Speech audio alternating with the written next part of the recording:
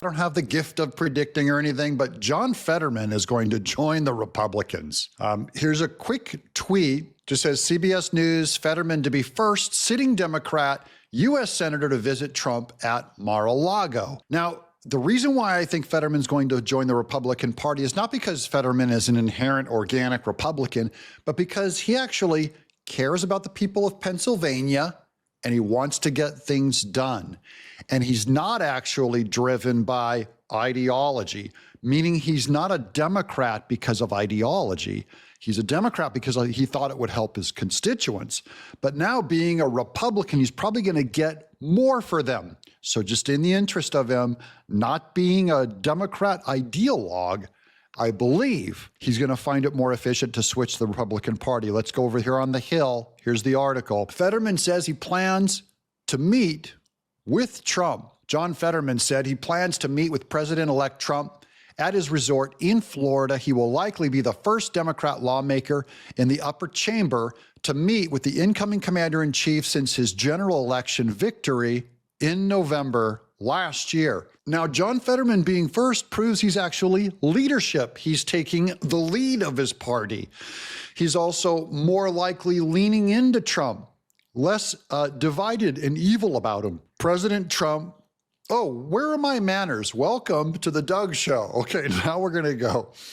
President Trump invited me to meet, and I accepted. I am a senator for all of Pennsylvanians, not just Democrats in Pennsylvania, Federman said in an emailed statement to The Hill. I've been clear that no one is my gatekeeper. I will meet with and have a conversation with anyone if it helps me deliver Pennsylvania and the nation. I just want to ask John Federman, what if it helps you deliver for Pennsylvania and the nation to switch parties and become a Republican? I think he's coming. A Trump-affiliated source familiar with the matter told The Hill that the meeting will take place. In late December, Trump met with another Democrat, Washington, D.C. Mayor Muriel Bowser. She later described it was a great meeting. The Pennsylvania senator, who has at times openly criticized some factions of his party in the aftermath of the 2024 election, previously said he would be supporting some of Trump's cabinet choices, including Senator Marco Rubio at the Secretary of State. Remember, Federman also walked around and waved the Israel flag and while at Palestinian protesters at his events. He did not rule out backing some of the president-elect's more conservative nominees, including Pete Hegseth as defense secretary and Kash Patel as the head of the FBI. Federman said, and Ruben Gallego both considered the Laken-Riley Act, an immigration bill that passed the House on Tuesday with backing from all House GOP lawmakers and 48 Democrats.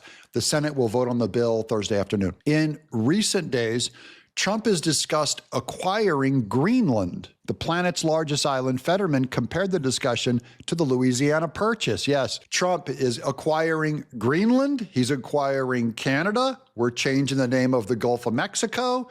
And now we're going to acquire John Federman. Quote, there's a lot to talk about Greenland, for example. There's a lot of freakouts. And of course, I would never support taking it by force. We're not going to take it by force, you moron.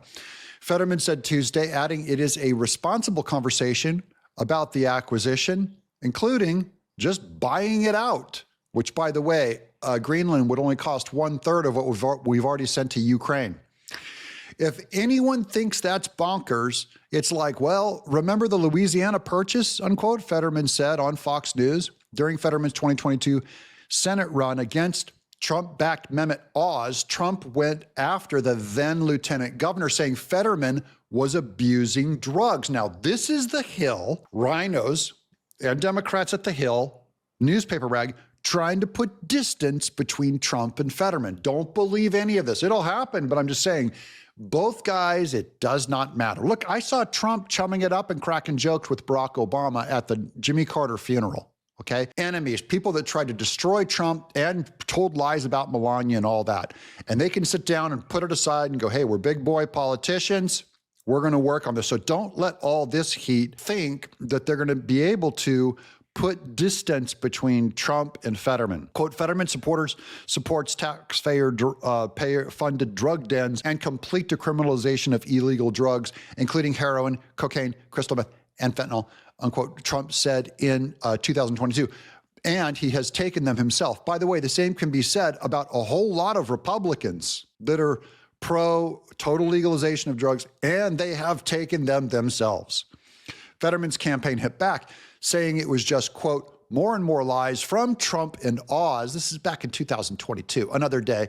But it's the same crap from these two desperate and sad dudes, unquote. That won't work, The Hill. We're getting John Fetterman.